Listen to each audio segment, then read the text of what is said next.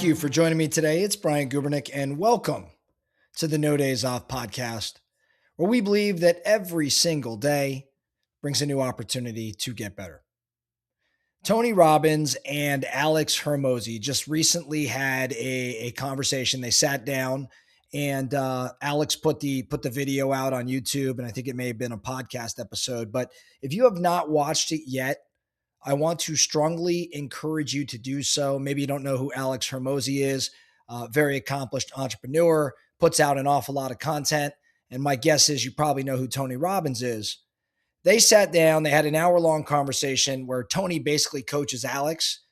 And there are a ton of lessons, of nuggets in that conversation, one of which was this idea that kind of hit home for me. It was Tony's conversation around push versus pull motivation. I want to talk about that here today because I think it impacts so many of us, so many entrepreneurs building something, putting in the work, and trying to create something rather special. Now, the more I sat with this idea of push versus pull motivation, the more I began to realize that most people don't fail because they're lazy. They fail because they're maybe running on the wrong fuel.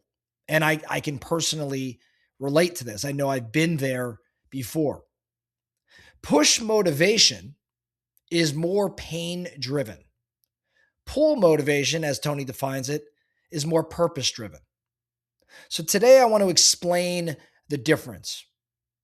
And more importantly than just discussing the difference, I want to talk about how you actually move from push motivation to pull motivation.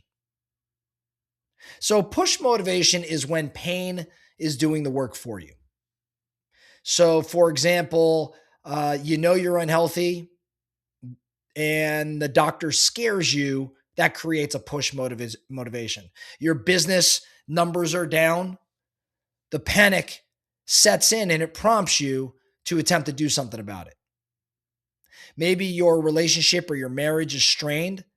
The threat of loss might motivate you a bit. Or if you're in a sales slump, you start trying to figure it all out. You run a contest, you put the team under increased pressure. You have all sorts of urgency. That is push motivation. Push motivation sometimes sounds like I'm sick of this, or I have to change, or I can't keep doing this. Now, to be clear, for many, this sort of motivation, this push motivation, it actually can work. It does work in many scenarios. It creates action. It creates movement. When I think about early in my career, when frankly I was broke, yeah, paying bills was a hell of a lot of push motivation for me. The problem with this, though, is that pain that you're trying to capitalize on, it's not a really good long-term strategy because the pain does fade over time. And if it doesn't fade over time, it's probably not all that healthy to normalize that degree of discomfort. When the pressure, though, is gone, the behavior may disappear. I think that's why some people crush like a 60-day sprint, but then they totally fall off. They disappear. Now, pull motivation is different. Pull motivation is different. It's not about what you're running from. It's about what you're moving toward. So pull motivation sounds like this is who I'm becoming, or this is the life I'm building, or this is the cause that I'm spearheading. This is the standard I live by. Whereas push lives more in survival mode, pull actually is more about your identity. And as it pertains to identity, that's a lot stickier because you don't need fear, you don't need hype, you don't need constant urgency. Pull doesn't yell at you, it draws you. Now, I think most people do fall into this trap though. Most people never transition from push to pull. Instead, they wait for the next problem because they thrive in that, or they perceive that they thrive in that problem scenario. They wait for the next crisis or the next scare. In other words, they look to outsource their motivation to pain. And again, that works until one day it doesn't. And when pain becomes the only driver, burnout is absolutely a risk. I mean, heck, I'd say it's probably inevitable. So I think as entrepreneurs, and kind of the crux of today's episode, so many of us are probably operating in this pull motivation zone. How do we get to pull? How do we create pull motivation instead? I think the first thing, step one, I would use that pain as data, but I wouldn't use it necessarily as fuel because there's value in the pain, but it's value from the standpoint of it gives you information. So I might ask, what am I specifically trying to escape? Or what does this pain reveal about what I actually want? For example, you're burned out. Well, what do you really want? You want control. You're frustrated with your income. What do you really want? You want stability or you want scale with that income. You're disappointed in yourself. Well, you want integrity, specifically with your own standards. So pain isn't the engine. It should just be the warning, right? The dashboard warning light, if you will. So step one, use the pain as data, okay, not as fuel. Step two, let's define the future you, not just the outcome, but the future you. I think so many people stop, at goals. They set a revenue goal or target weight, or they want to achieve a certain title. Well, pull versus push, pull requires identity. So the questions I'd be asking myself is, who do I need to become for this problem never to happen again? How does that how does that kind of person operate daily? What standards do they live by? So you'd shift from something like, I want to lose 20 pounds to, again, something identity based. I'm someone who trains, someone who eats intentionally, someone who respects my body. Maybe you shift from, I want more money, to somebody that says, I operate businesses with systems and leverage and margin. I think when you make statements like that, when you reframe it in that sense, pull motivation starts to show up. Now, step three in moving from push to pull motivation runs on standards. It doesn't run on emotion and feelings.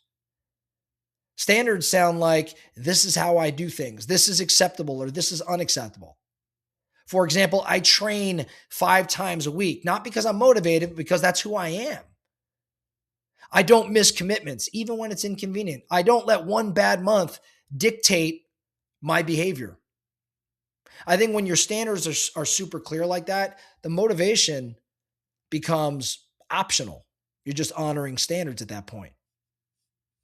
And then step four, design the environment to support pull.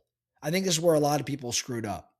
You can't rely on willpower here. Pull motivation thrives when people around you reflect standards.